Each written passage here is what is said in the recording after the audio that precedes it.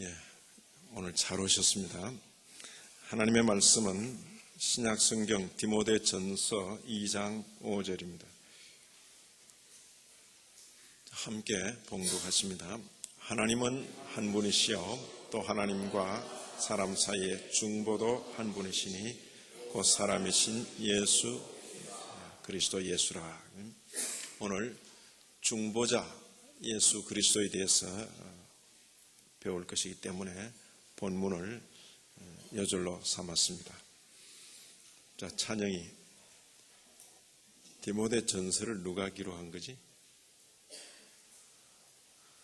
자, 우리 주일 학생들 디모데 전서, 예, 물론 바울 서신에 들어갑니다. 바울 서신에 들어가는데 하나님은 한 분이시다.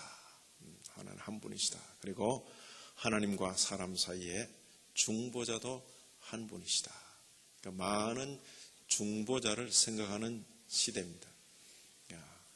이방의 신전에 있는 사제들이 자기들이 중보자다, 하나님과 사람 사이의 중보자다 말할 때 하나님과 사람 사이의 중보는 한 분이시다. 누구냐?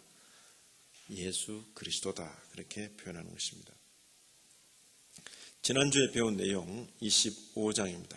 율법의 성취이신 그리스도, 같이 그 내용을 봅니다. 자, 여기도 우리는 믿습니다. 무엇을 믿는가? 줄 거는 걸 보시면 중단되었다고 믿습니다. 그리고 성취되었다고 믿습니다. 중단되고 성취되었기 때문에 더 이상 사용해서는 안 된다고 믿습니다. 이게 아주 중요한 내용입니다. 중단되었고 성취되었기 때문에 더 이상 그런 걸 사용해서는 안 된다고 믿습니다. 이제 첫째 단락 같이 한번 읽어 내려갑니다. 우리는 율법의 의식들과 상징들은 그리스도께서 오심으로 중단되었고 모든 그림자들은 성취되었으며 그리하여 그것들의 사용은 그리스도인들의 사이에서는 사라져야 한다고 믿습니다. 하지만 그것들의 진리와 본질은 우리를 위하여 그리스도 안에 남아있는데 그분 안에서 그것들이 성취되었습니다. 이제 둘째 단락을 보시면 그럼에도 불구하고 그걸 성경에서 없애버리는 것이 아니고 여전히 성경을 우리가 읽고 사용하고 있습니다. 두 면이 있습니다. 한 면은 이런 내용을 근거로 해서 우리가 이런 은혜를 받았구나, 우리가 받아 누리고 있는 그 은혜를 확증하기 위해서 구약 성경을 그대로 늘 읽고 있는 것입니다. 이런 배경 속에서 우리가 주님께로부터 이런 은혜를 받았구나. 그리고 구속받은 성도로서 어떻게 살까? 하나님의 말씀대로 산다 할 때 그 말씀대로 하는 것은 뭡니까? 도덕법적인 그런 요청입니다. 영적인 교훈과 도덕법적인 그런 요청이지 말씀대로 산다 해서 구약 성경에 기록되어 있는 그대로 구약 성경에서 하라 했기 때문에 나는 한다, 그 말씀대로 아닙니다. 그것은 상당히 오해의 소지가 있다 그 말이에요. 같이 한번 읽습니다. 한편으로는 우리는 여전히 율법과 선지자들로부터 취한 그 언약들을 사용하고 있는데 복음의 교리 안에서 우리들을 확증하기 위하여 그리고 하나님의 뜻과 그의 영광으로 말미암아 모든 영예 가운데서의 우리의 삶을 바로잡기 위하여 그리합니다. 아마 지난 시간에 배운 이 내용을 우리가 분명히 알므로 아마 저와 여러분 그리고 우리 교회의 어떤 그 신학적인 이해, 신앙적인 그런 특징 이런 것이 아마 분명해질 것입니다. 그렇지 않으면 이런 내용은 그런 신학적인 이해를 갖지 않으면 도무지 이해가 안 되는 것입니다.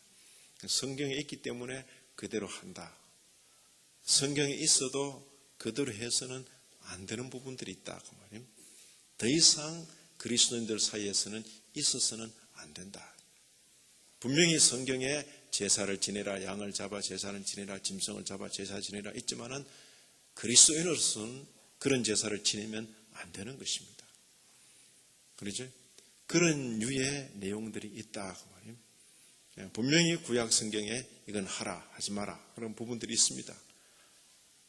구약 성경에 있기 때문에 역시 나의 의복도 그렇게 하고 음식도 그렇게 한다라고 말하면 그건 성경의 교훈을 제대로 받지 못하고 있는 것일 수가 있다 그 말이에요.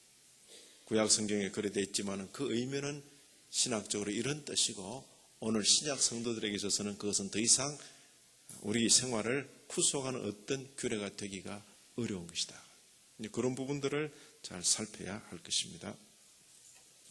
자, 제26장입니다. 그리스도의 중재라는 표현을 쓴 그리스도의 중재 혹은 중보 하는데 조금 구분해서 중재.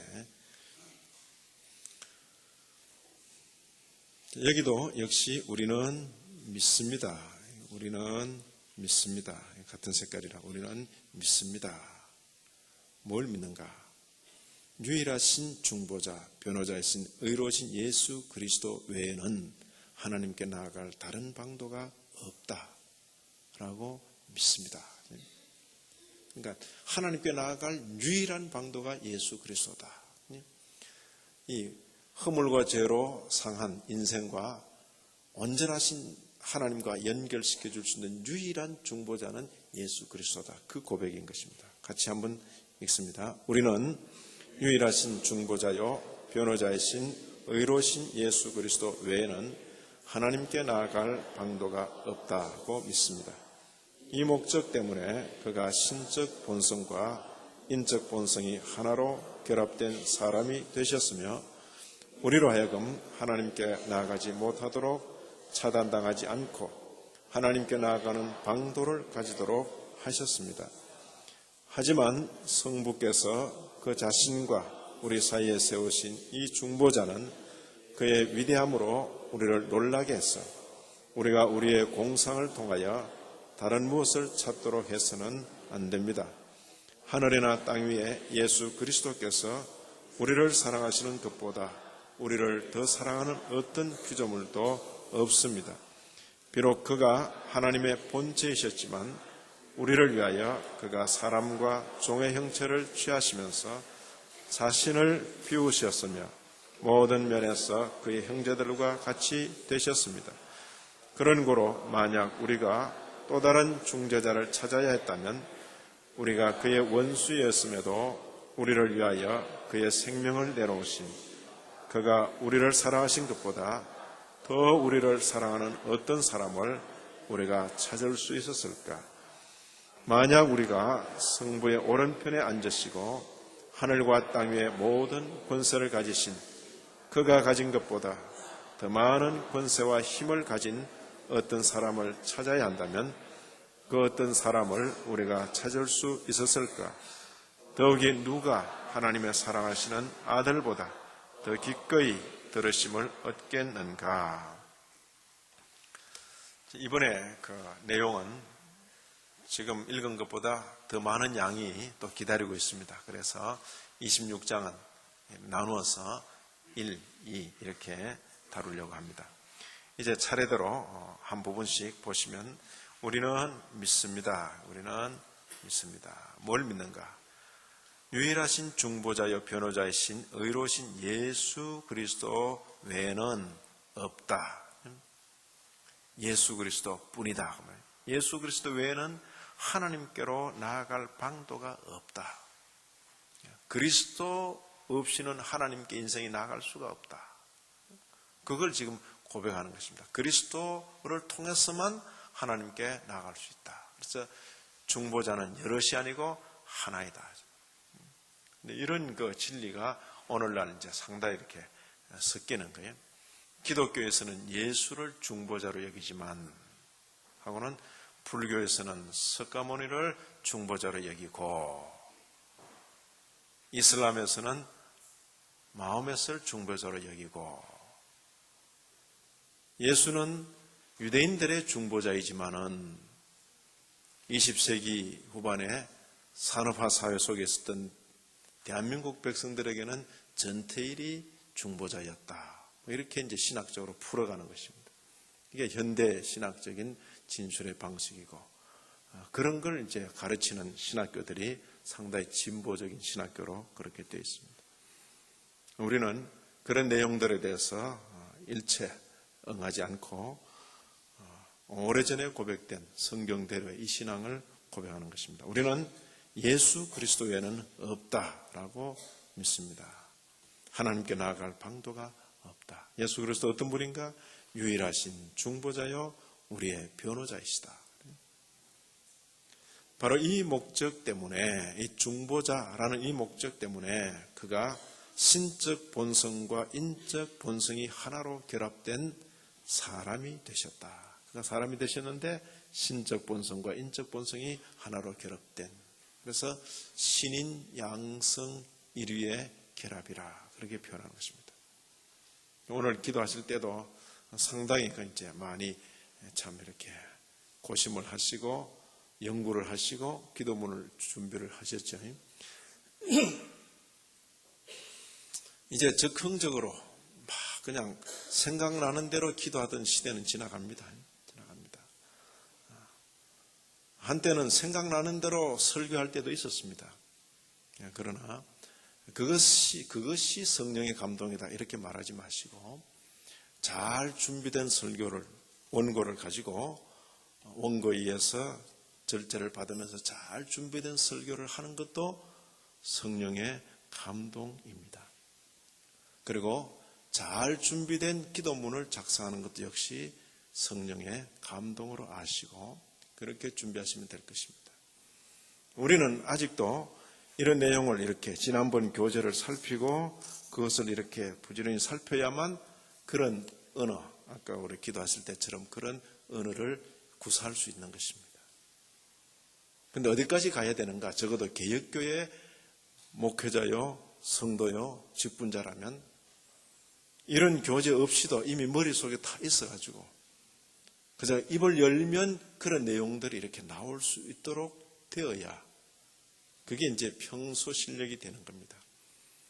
그게 기본 수준이라면 우리는 그 수준에 미치지를 못하고 있다 그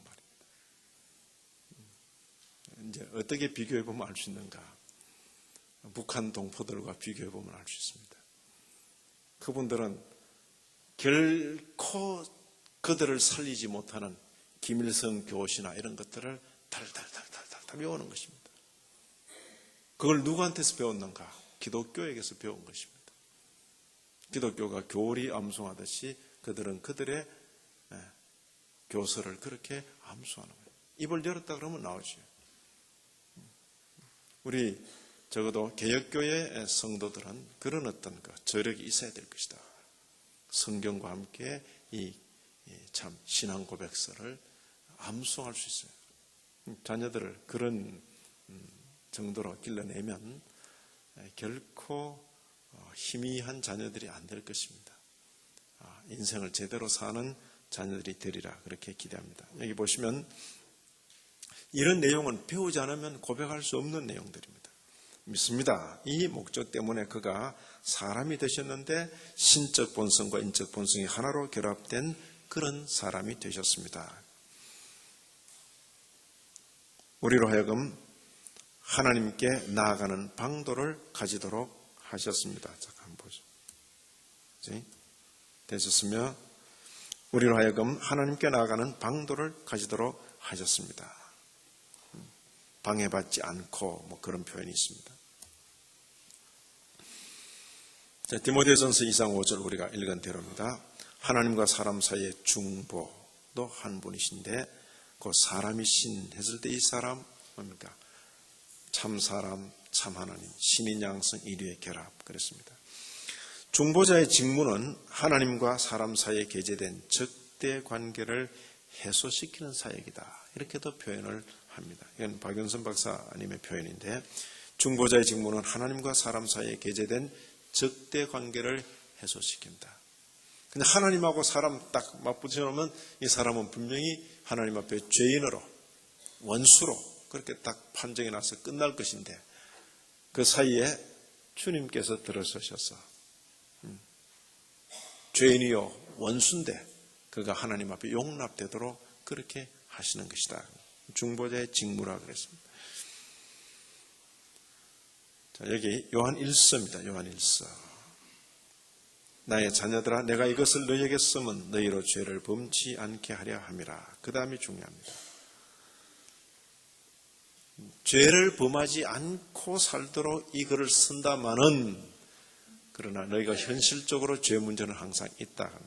만일 누가 죄를 범하게 되면 이제는 끝장이다. 그렇게 말하지 않고 만일 누가 죄를 범하면 아버지 앞에서 우리에게 대언자가 있다. 대언자가 있다. 이게 중재자지요. 중재자. 곧 의로우신 예수 그리스도다. 신약 성도들은, 신약교회 성도들은 나는 예수 믿은 이후로 더 이상 죄 짓지 않는다. 그렇기 때문에 내가 하나님께 용납되고 있다. 그런 자세는 아닙니다. 또 만약 그런 자세라면 아마 거의 없을 것이고, 다른 사람은 없는지 몰라도 나는 있다라고 해도 저 같은 사람은 결코 믿어주지 않습니다. 인생이 거의 그럴 수가 없어요. 그럴 수가 없어요. 여기 만일 누가 죄를 범하면 아버지 앞에서 우리에게 대언자가 있는데 곧 의로우신 예수 그리스도다. 이 대언자라는 표현이 역시 중보자와 같은 의미로 쓰일 수 있을 것입니다. 자, 여기도 우리가 그 안에서 그를 믿음으로 말미암아, 이 그가 누굴까요? 그 안에서 그를 믿음으로 말미암아 누구겠습니까? 예수 그리스도시. 하나님께 나아가는데 어떻게 나가요? 담대함으로 나가고 당당히 나가고. 예? 인생이 하나님 앞에 나가는데 이렇게 나갈 수가 있습니까? 네. 어때요? 사람이 하나님 앞에 나가는데 담대하게, 당당하게, 이게 맞지 않는다고요. 그죠? 사람이 사람 앞에만 탁, 권 있는 사람 앞에만 가도 주눅이 드는데, 그지? 사람이 권 있는 사람 앞에, 인품이 권위가 있을 수 있고, 그가 가진 지위가 권위가 있을 수 있고, 우리가 청와대나 이렇게 가면, 그냥 1대1로 만나면 다 키도 비슷하고, 생김도 비슷하고 그럴 텐데, 저택이나 이 분위기나 입구부터 해가지고 다 경호원들 해가지고 막 처음부터 들어가면서 이제 약간 기를 죽게 만들죠. 그런 게 가장 아주 잘 나타나는 사회가 군대라는 사회. 대학 다닐 때 멀쩡히 같이 다니던 그런 친구들이 하나는 장교로 가고 하나는 사병으로 가가지고 만나보면 옷이 달라, 옷이. 옷을 서로 다르게 입혀가지고 사람을 구분시켜 놓고 그 눈에 보이는 것으로 주눅 들게 만드는 데가 군대 조직이라고 말이에요. 그런 걸 통해서도 사람이 이렇게 기가 죽죠. 근데 사람이 지금 하나님 앞에 나가는데 당당히 이런 표현이 맞지 않아요. 그런데 이게 사도가 그런 표현을 쓰고 있다고 말이에요. 어째서요? 내가 잘났어가 아니에요. 내가 더 이상 죄를 짓지 않기 때문이 아니고, 나의 의가 많아서가 아니고, 그분 때문에, 그 안에서 그를 믿음으로 말미암아. 이게 중요합니다. 그 안에서 그를 믿음으로 말미암아 담대하게, 그리고 당당히. 자, 하나님 앞에 나갈 때 어떻게 해요? 담대하게, 그리고 당당히. 목사님, 아직도 죄가 있는데요. 누가 계시다고요? 우리의 대언자가 계시다. 네? 하나님과 나 사이에서 중재해 주시는 그분이 계시기 때문에 우리가 노여움의 대상이 아니고 긍휼의 대상으로 품어주시는 것입니다. 담대함과 당당히 나아감을 얻느니라. 이 말씀을 늘 기억하십시다. 자, 두 번째 단락입니다. 자, 그런데 이 중보자가 너무 크고 위대하기 때문에 우리하고는 달라. 그래서 이 중보자로 세우신 분인데 너무 큰 분이 돼가지고 이분 외에 다른 분을 찾아야 된다. 그럴 분은 아니다. 그 말이. 이분은 우리하고 손잡으면 우리 손에 딱 맞는 분이고 하나님과 손잡으면 하나님께 딱 맞는 분이에요. 그러지? 우리가 하나님 편을 보면 감당할 수 없는 분일 것임에도 이분은 우리 손을 탁 잡으실 수 있는 그런 분이다. 중재자로 세웠는데 그분이 너무 위대한 분이기 때문에 우리가 근접할 수 없는 그런 분은 아닌 것입니다. 이 중보자는 그의 위대함으로 우리를 놀라게 해서 우리가 우리의 공상을 통하여 다른 무엇을 찾도록 해서는 안 된다. 그분은 이런 분이다. 이분은 어떤 분인가? 우리를 가장 사랑하시는 분이다. 하늘에나 땅 위에 예수 그리스도께서 우리를 사랑하시는 것보다 우리를 더 사랑하는 어떤 피조물도 없다. 그래서 없다. 그분이 가장 우리를 사랑하신다. 우리를 사랑하시는 그분이다. 이런 표현을 지금 하는 겁니다.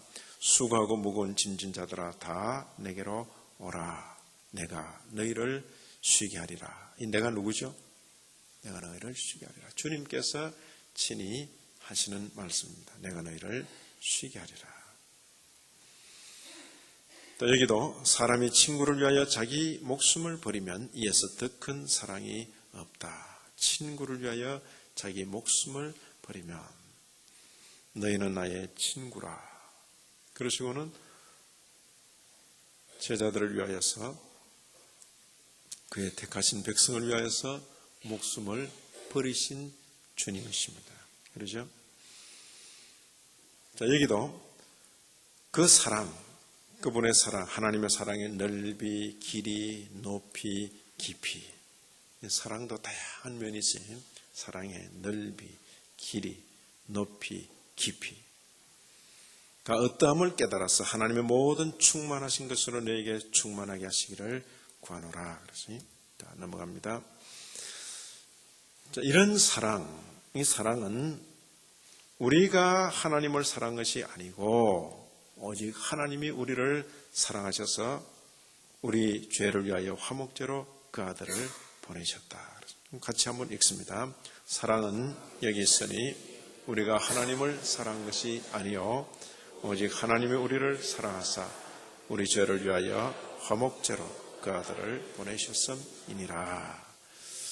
이제 흔히 이렇게 사람들이 그렇게 말합니다. 교회 목사가 그러냐, 장로가 그러냐.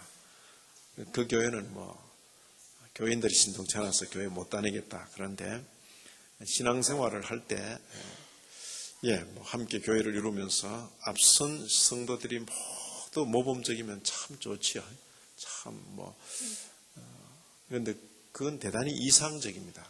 그런 경우가 참 드문 같고, 되게 인생들로 교회 안에서 서로 만나는 모습은 부족한 점이 이제 많이 보이는 것입니다. 보여서 목사와 화장실은 멀수록 좋다. 사택과 화장실은 멀수록 좋다. 사람들이 그렇게도 말하는데, 목사라는 사람도 가까이 보면 다 이제 처음에는 대단히 좋아 보이다가 그렇고 그렇네. 그러고는 이제 마음에 이제 실망을 하게 된다 그 말이에요. 근데 우리 신앙의 이 형태는 보면 목사도 그렇고 장로도 그렇고 권사님도 그렇고 다 예수님의 그 사랑, 하나님의 사랑을 배우는 자들이에요. 배우는 자들. 그러죠? 사랑은 여기 있다. 그래서 우리가 하나님을 사랑한 것이 아니고 오직 하나님이 우리를 사랑하사. 이 사랑 보고 반응하고 배우고 신용하고 사는 사람들이 바로 목사요, 장로들이요, 권사들이다. 그 말이에요. 그리고 모든 성도들은 그 좀 완전하지는 않지만은 그 신용하는 그 모습들을 귀하게 여기고 그렇게 가는 것이다. 그렇지 않은 부분은 부족하구나 생각하고 그 신용하고 좀 흉내내는 부분은 참 귀하구나. 그래도 횟수가 있어서 그런지 나보다는 흉내를 더 잘 낸다. 그러고는 이제 귀하게 여기고 가는 것이라 그 말이에요. 그렇지 않으면 그렇게 완벽한 이상적인 이건 없는 것 같아요. 여기 우리 앞에 많은 주님 사랑 보고 자극받고 그 때문에 이렇게 흉내내면서 살아가는 모습들을 볼 수 있을 것이다. 사랑은 여기 있다. 바로 이분이 우리의 중보자이시다. 여기 비록 그가 하나님의 본체이셨지만은 우리를 위하여 그랬어요. 그가 사람과 종의 형체를 취하면서 자신을 비우셨다. 모든 면에서 그리스도의 형제들과 같이 되셨다. 그의 형제들이 누굽니까? 유다, 야고보 이런 사람들입니까? 그가 모든 면에서 그의 형제들과 같이 되셨다. 그의 형제들이 누굽니까? 하나님께서 자신의 자녀들로 부르신 택한 백성들, 성도들, 그러지? 양자 삼으셔서 아버지라고 부르니까 형제라 이런 칭호를 써주시는 것입니다. 모든 면에서 그의 형제들과 같이 되셨다. 누가? 주님께서. 그렇지만 죄는 없으시다. 이런 단서를 붙이는 것입니다. 그런 거로 만약 우리가 또 다른 중재자를 찾아야 했다면, 이건 가상입니다. 이 그리스도 내놓고 또 다른 중재자를 만약 찾아야 한다면 이분보다 더 적합한 분을 찾을 수 있을까? 두 가지 면에서 이야기합니다. 하나는 이분보다 우리를 더 사랑하는 그런 분을 찾을 수 있을까? 또 하나는 이분보다 더 능력을 가지신 그런 분을 찾을 수 있을까? 하나는 사랑 면에서, 하나는 능력 면에서 만약 예수님 외에 또 다른 중보자를 찾아야 된다면 과연 우리가 찾을 수 있을까? 찾을 수 있겠습니까? 없습니까? 없다. 없다. 이 말을 반어법으로 이렇게 하는 것입니다. 우리가 우리가 역시 우리가 찾을 수 있었을까 했는데, 원수이었음에도 우리를 위하여 그의 생명을 내놓으신 그가 우리를 사랑하신 것보다 더 우리를 사랑하는 어떤 사람을 찾을 수 있었을까? 찾을 수 없다 그 말이지. 또 그 다음, 만약 찾아야 한다면 그 어떤 사람을 우리가 찾을 수 있었을까? 어떤 사람? 이번엔 권세입니다. 그가 가진 권세보다 더 많은 권세와 힘을 가진 어떤 사람을 찾아야 한다면, 그분은 어떤 권세를 가졌습니까? 하늘과 땅의 모든 권세를 가졌다라고 말씀하신 그분이 가진 권세보다 더 큰 권세를 가진 어떤 사람을 과연 찾을 수 있겠습니까? 없다 그 말. 또 다른 중재자를 찾는 것, 그것은 있을 수도 없고 어리석은 일이다. 더욱이 그분이 하나님의 아들이시기 때문에 그분이 하나님을 향하여 아버지라고 부르고 기도했을 때 하늘 아버지께서 그의 기도를 들으시는 것보다 더 기도를 들어줄 대상이 있을까? 이런 면에서 그분은 과연 우리의 가장 적합한 중보자이시다. 사랑 면에서, 권세 면에서, 그리고 친밀한 관계 면에서, 그러죠? 그분이야말로 그분을 능가하는 어떤 중재자도 있을 수 없다. 이런 고백을 굳이 하는 이유는 예수 그리스도 외에 또 다른 중재자를 이렇게 자꾸 생각하기 때문에 그렇습니다. 또 예수 그리스도의 중보만으로는 마치 부족한 듯이 예수 그리스도의 중보, 오케이. 근데 그것만으로는 너무 멀어. 예수님이 너무 그분은 거룩하신 분이기 때문에 마리아가 옆에서 거들어줘야 되는 거예요. 마리아로 거들도록 주선해주는 분이 또 누구예요? 캐톨릭의 사제들인 것이. 이러면서 자꾸 이제 거기 얹기 때문에 이렇게 철저히 고백해서 그런 예수 그리스도 유일한 중보 외에 더 얹거나 보태는 것을 전부 차단시키는 것입니다. 이제 캐톨릭 사원에 전에 제가 정확한 지명도 잘 모르겠는데 프랑스 어느 지역 같아요. 근데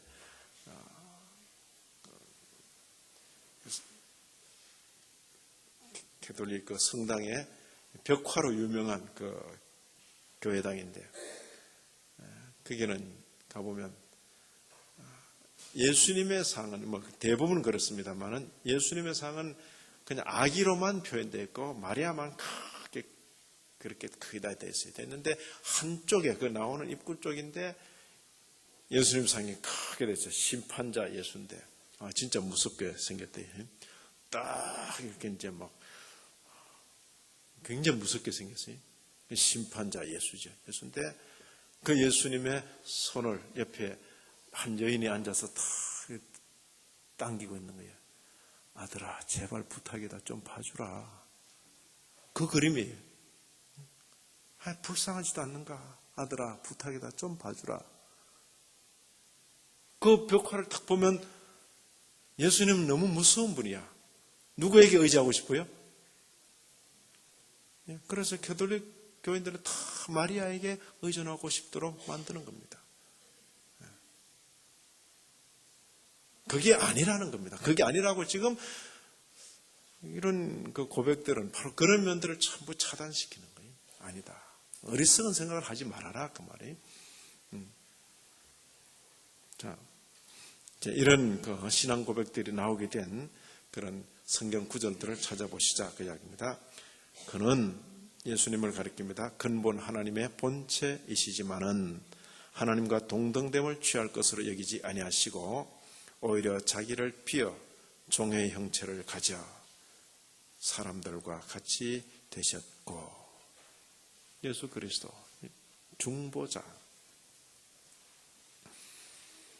자, 같이 한번 읽습니다. 저를 잠깐 동안 천사보다 못하게 하시며 영광과 존귀로 관시우시며 만물을 그 발 아래 복종케 하셨느니라. 인자라는 이름으로 사람에 대해서 보편적으로 적용할 수 있겠는데, 그럼에도 이 맥락에서는 예수 그리스도 주님에 대한 표현으로 이해를 해야 될 것입니다. 시편을 인용한 표현입니다. 잠깐 동안 천사보다 못하게 하시고 영광과 존귀로 관시우시고 만물을 그 발 아래 복종케 하셨다. 자, 여기 하나님의 사랑이 어떻게 나타났는가? 우리가 아직 죄인 되었을 때에, 이 앞절에 보면 우리가 연약할 때에 그래 납니다. 그리고 우리가 아직 죄인 되었을 때에 하나님께서 우리에게 대한 자기의 사랑을 확정하셨다. 그 다음 구절을 보면 우리가 원수 되었을 때에, 그러니까 우리에게 무슨 하나님의 사랑을 받을 만한 가치가 있었어가 아니겠습니까? 우리가 신앙생활을 열심히 할 때에, 우리가 예수 믿기로 결심했을 때에, 우리가 목사로 안수받고 이제는 복음을 위해서 죽으리라 그렇게 약속했을 때 이런 게 아니다 그 말이에요. 우리가 연약할 때에, 우리가 아직 죄인 되었을 때, 우리가 원수 되었을 때, 이것이 로마서 5장에 나오는 표현입니다. 그런 상태에 있을 때에 그 아들의 죽으심으로 말미암아 하나님으로 더불어 화목되었다. 그죠? 죄인이요 원수면 하나님과 이런 관계 아닙니까? 그런데 아들이 죽으심으로 하나님과 화목되었다. 이게 죽으신 아들은 하나님과 사람 사이의 중보자라.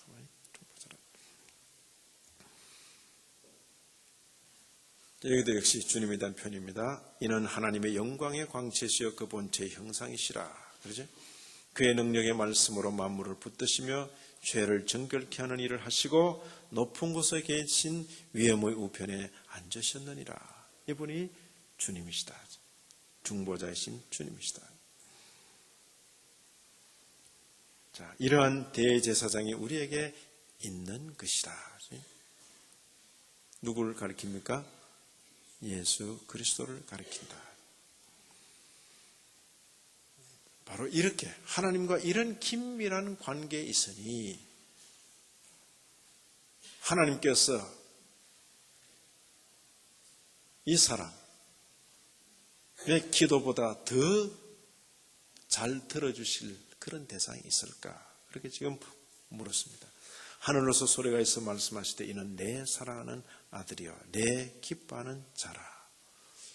우리의 중보자이신 주님과 하나님 사이의 관계는 이런 관계다.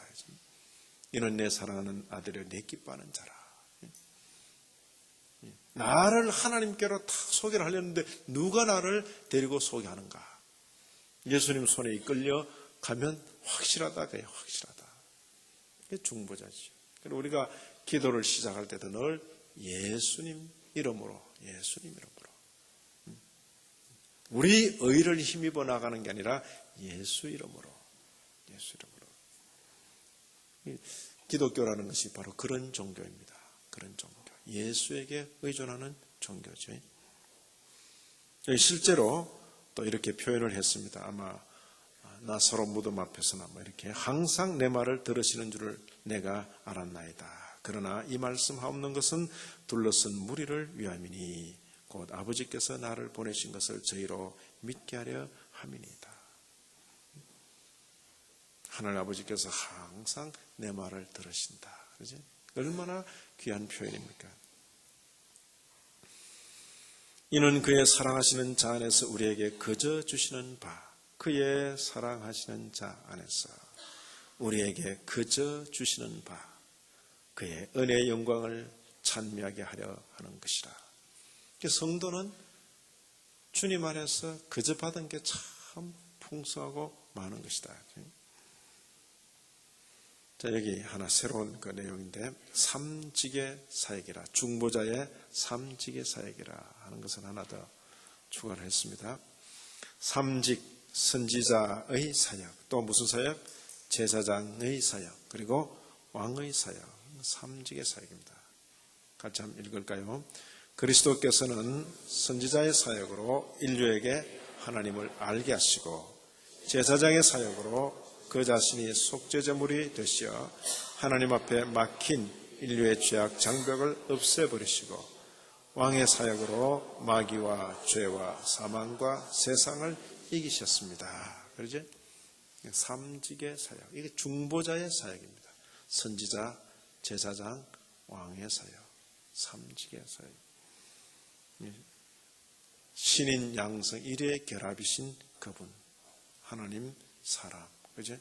그리고 이루시는 직분이 삼직의 사역이다. 자, 오늘 우리는 우리의 중재자요 변호자이신 예수 그리스도에 대하여 배웠습니다. 한편으로 중재자, 한편으로 변호자. 그죠? 우리에게 대언자가 있으니 했을 때 그 대언자, 그 변호자입니다. 그치? 우리가 뭘 잘못했을 때 사람들의 반응이 대단하지. 순식간에 팍 이러잖아요. 그럴 때 그 앞에 탁 가로막고 서서 사람이 그럴 수도 있지. 당신도 이 사람 형편한번 대보라고. 그게 변호자 아닙니까? 변호자. 모든 사람이 자신의 잘못에 대해서는 누군가가 변호해 주기를 기대하는 것이. 그것을 공적으로, 객관적으로 인정하기 때문에 모든 어떤 흉악한 살인범의 재판에 있어서도 변호사가 있는 거예요. 변호자. 능력 있는 사람은 대단히 돈을 많이 들여서 대단한 변호사를 살지 몰라도 능력이 전혀 없는 사람일지라도 나라가 정해주는 변호사가 있는 변호사.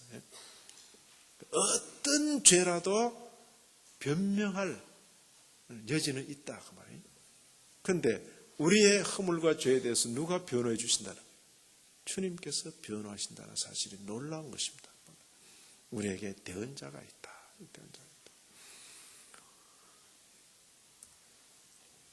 자, 주님보다 우리를 더 사랑하신 분이 없고, 우리를 변호하는 사람이 약간 검사 비슷하게 우리를 자꾸 잘못을 지적해내고 어쨌든 벌을 더 받게 하려고 그러고 이러면 곤란하겠죠.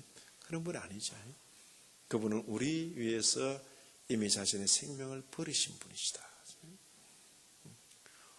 우리를 더 사랑하신 분이 없고, 한편으로 사랑, 한편으로 권세입니다. 주님보다 더 권세 있으신 분이 없으신 줄 알고, 그죠? 주님의 사랑을 받아들인 자들로서, 이게 성도입니다. 성도. 주님의 사랑을 깨달은 자들이죠. 성도의 그 기본적인 자세는 겁니다. 내가 참 빚을 많이 졌구나. 이번 은혜가 참 크구나.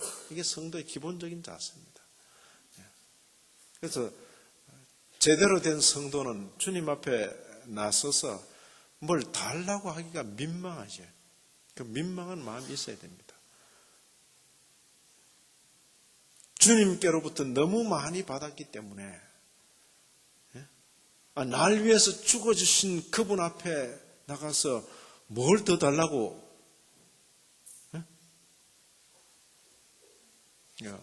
그렇죠? 내 빚 갚아주려다가 완전히 망해버린 그 사람 앞에 가서 내가 뭘 더 달라고 뭘 어떻게 말할 민방에서 말할 수 없는 것이에요. 이미 받은 기회만으로도 얼마나 감사하고 감격한데 뭘 어떻게 더 이런 면에서는 이 한국 땅에 제대로 된 기독교인이 너무 없는 것이 마치 이방 종교 신용을 하는 거예요. 이방 종교는 그럴 수밖에 없어요. 받은 게 없으니까. 뭐 그 신이 그 신도를 위해서 해놓은 게 뭐 있습니까? 아무것도 없다 그 말이에요. 내 섬겨주는 만큼 너도 내놔라. 그러면 되잖아요. 내 정성 이렇게 들었으니 당신도 내놓으시오. 그러나 기독교는 그게 아니라니까요. 네? 이미 받은 게 너무 많아. 예수를 믿노라고 고백하는 순간 이미 내가 받은 게 너무 많다. 목사님, 저는 얼마나 받은지 잘 모르겠는데요. 성경 읽어보시라고 해요. 성경 안 읽으니까 받은 걸 전혀 모르지. 그러니까 성경이 이렇게 기록되어 있는 이유는 뭡니까?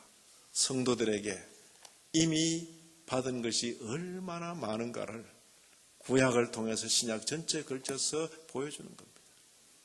네가 정신을 차렸을 때 이미 하나님께서 너를 위해서 베푸신 것이 얼마나 많은가를 확인하라 그 말이에요. 성경, 기독교 신앙생활은 성경을 부지런히 읽는 것으로 시작되는 겁니다. 부지런히. 성경 덮어놓고 아무리 막 연계 들락날락 한다 그래도 다 헛소리입니다. 헛소리들.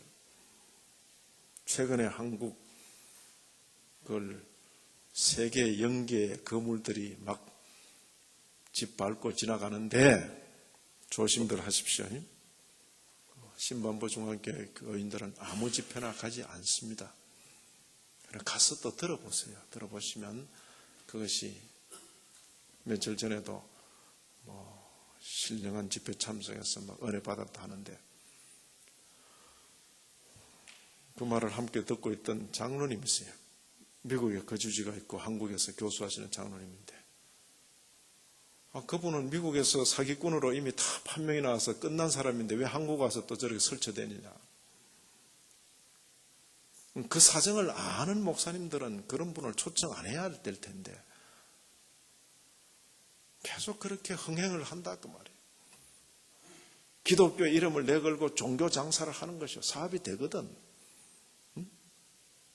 초청비 다 떼고 비행기값 다 떼고 숙식비 다 떼고도 떨어지는 게 있으니까 그런 짓들을 하는 것이다 그 말이에요. 예? 미국에서 그 사람을 아는 사람은 다 아는데 종교 행각을 벌리면서 얼마나 사치를 하고 자기를 위해서. 그런데 한국 교인들은 뭐예요? 그럼 봉이요? 이런 일은 하루 이틀의 일이 아닙니다. 천국 약도 들고 왔다 갔다 하는 그런 이상한 사람도 있는가 하면 정신들 바짝 차리시고 아무데나 길을 맡기지 마시고 이미 우리에게 성경이 밝게 주어져 있고 예수 이름으로 하나님 이름으로 엉뚱한 것을 자꾸 구하지 마시고 이미 얼마나 많이 받은 것인가를 확인하시고 그리고 그 확신 위에 견고히 서 나가셔야 됩니다. 그리고 제대로 신앙생활을 하려면 예수 때문에, 교회 때문에, 믿음 때문에 내가 가지고 있다는 것도 하나씩 둘씩 내놓는 훈련을 하셔야 되는 것입니다. 그 다음에 주님 때문에, 복음 때문에 몸도 상하고 생명도 내놓는 순교의 길이 기다리고 있는 것입니다. 그 전까지는 아닙니다. 그래서 지금은 그저 누가 와서 목숨 내놔라 이렇게 말하는 시대는 아닙니다. 그러나 정신을 차리지 않으면 스스로 다 무장해제가 되어서 이 시대의 문화, 문명, 이 시대의 쾌락 앞에 자신을 다 드리고 말고 주님 위해서 드릴 것은 없다 그 말. 아무쪼록 벨직 신앙 고백서를 배우는 성도답게 이 고백서를 남긴 성도들이 어떤 죽음으로 자신을 주님께 드린 것이다 하는 것을 우리가 설명을 들었습니다. 그런 신앙 정신을 이 시대도 가지시고 정신을 차리고 정말 갈 길로 가는 그런 귀한 성도 교회 되시기를 진심으로 기원합니다. 하나님 아버지, 이 시간에도 저희들에게 주신 교훈을 인하여 감사합니다. 주님보다 우리를 더 사랑하는 분이 없고 주님보다 더 권세 있으신 분이 없는 줄 아는 자들로서 주님의 권세를 의지하여 우리의 남은 날을 영적으로 승리하며 살도록 하옵소서. 예수님 이름으로 기도 올리옵나이다. 아멘.